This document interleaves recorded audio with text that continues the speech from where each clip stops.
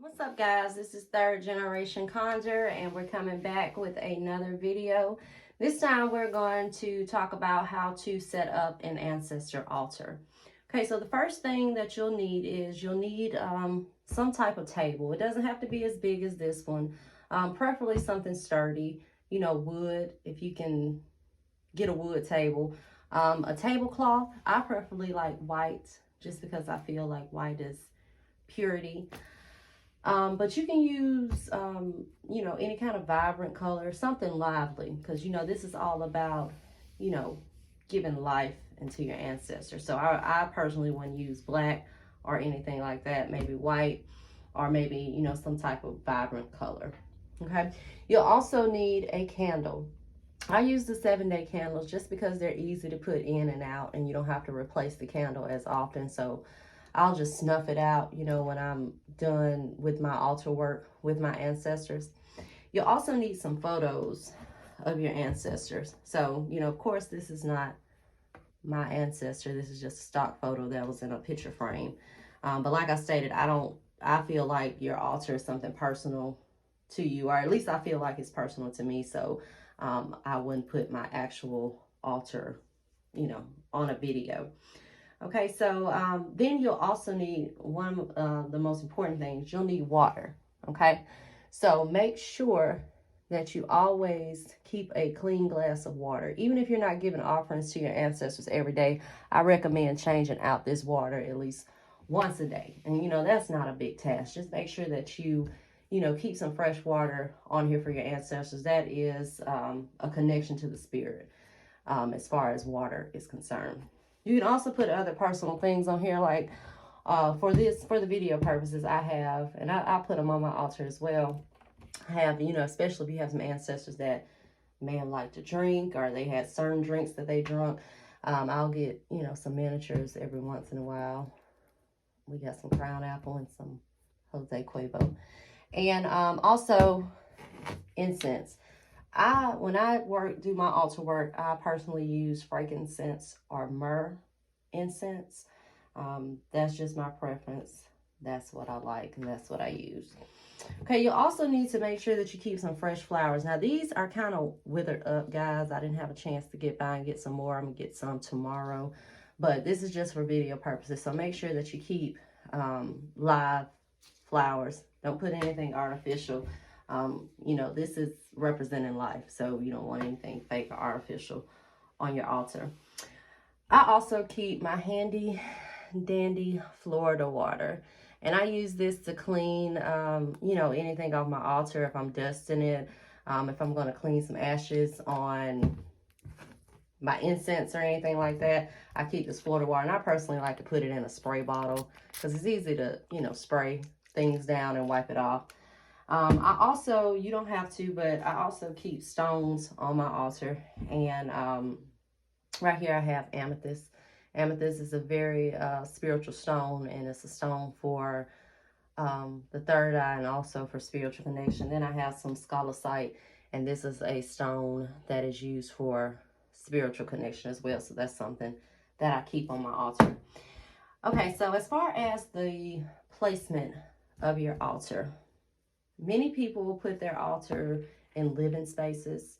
It's recommended that you put it somewhere where there's plenty of light coming into the room, just because, this altar is to venerate your ancestors and to bring light. And that's why it's significant as far as the cloth. That's why, it's probably best not to use anything black, anything, kind of represent death. This is all about bringing life and venerating your ancestors. Okay, so, and I know putting an altar, a lot of people put it in their living room, but I know a lot of times that's not feasible for a lot of people, especially if you have roommates or even if you have a lot of people coming in and out and you want to keep it kind of personal. Me, I'm personal about my altar, so I don't put my altar in a living room or anything like that. I like it to be, in my personal space. So, if you can't put it in your living room or somewhere where there's light, if you're limited on space, I would say a lot of people do not put their altars in closets. But if you have sufficient space in your closet, if you have a closet that's like, virtually another room, and that's somewhere private and somewhere that you can honor your ancestors, I say, you know, whatever, you know, feels comfortable and feels right is where I say. I do recommend do not put it in bedrooms. And I say that because, you know, especially if you have a partner and you have intimate moments in your bedroom, you don't want, you know, your ancestors in the middle of your bedroom, especially if you have a partner that's not open to that and doesn't really understand it. You know, the last thing they want to do is look up and see a picture of your grandmother, okay? And as far as the pictures, like I say, this is not my ancestor, it's just a photo stock. Having pictures of your ancestors if you have them available. I had some people, you know, ask questions saying they didn't have access to photos of their ancestors, which is understandable. Sometimes we don't. So with that being said, if you know their names, you can take a piece of parchment paper or paper and write their names on it as well. And if you are, you know, someone that's adopted that may not know any of their relatives, because there are some people like that as well. You can, like I stated on one of my Instagram posts, you can call in your ancestors known and unknown as well. And then I had some people also ask as well, you know, what if I had some ancestors that weren't so good, or what if I'm calling on ancestors I don't know and they were evil in life? You know, as far as any kind of relatives that you know that may not have been as good in life, in your opinion, or may not have even liked you, I would probably not, you know, put them on my altar. And, you know, even when you're calling your ancestors, you can specify, you know, calling on, you know, my ancestors known and unknown who have my best interests at heart. And I also did post a sample ancestor prayer, because I know a lot of times a lot of people may need formality. So I did that, you know, just an example of some things that you can say to your ancestors as well. I mean, you can also get your altar and, you know, talk to your ancestors like, you know, how we talk to each other, how you would talk to them if they were living and they were just sitting in your living room, you know. So just keep that in mind. I also had some people ask questions about ancestor money.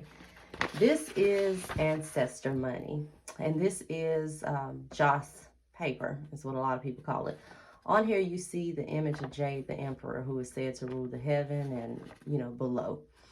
I know a lot of people feel, especially, you know, if you're of African descent, you may feel a little funny about burning this paper just because it doesn't resonate. You know, there are other options, or even if you want to get joss paper that is has American, that's like American money, you can get that as well. But it's very easy to burn. I normally recommend, you know, when you're burning this, that you have a fireproof dish to burn it. And so I have a little cauldron that I use, you know, just something that I picked up because it was heavy duty and fireproof. Nothing, you know, significant about it. It's just, you know, something that I use to burn my ancestor money. And usually when I burn it, I'll, you know, say something. I might say a prayer and say, you know, this is for my ancestors known and unknown. And with the ancestor money, I made a post about this as well. Ancestor money is used to give to ancestors to handle debts that they may have within the spiritual world, and also to clear debts that they may have had here in this physical realm. So that is the basis for, you know, using and burning ancestor money and incorporating it into your altar. You know, this is not a requirement to run your altar, but it's just something that I personally do and something that has, you know, helped me. So, yeah. So, guys, that was it. I just wanted to come on, do a brief video. I'm not trying to make this very long, so I'm going to let you guys go. But if you need any kind of supplies, you can visit our Etsy shop. It is www.thirdgenerationconjure. Make sure to follow us on Facebook and Instagram at Third Generation Conjure. And until next time, if you like this video, give it a thumbs up. And also subscribe to our channel. We will be coming with more information. Like I stated, I'll try to do, you know, more structured education. This week was all about ancestor altars. And if you have any questions, comment below, or contact me on Instagram, Facebook, the Etsy app. You know, I always try to respond. Thank you guys. Bye-bye.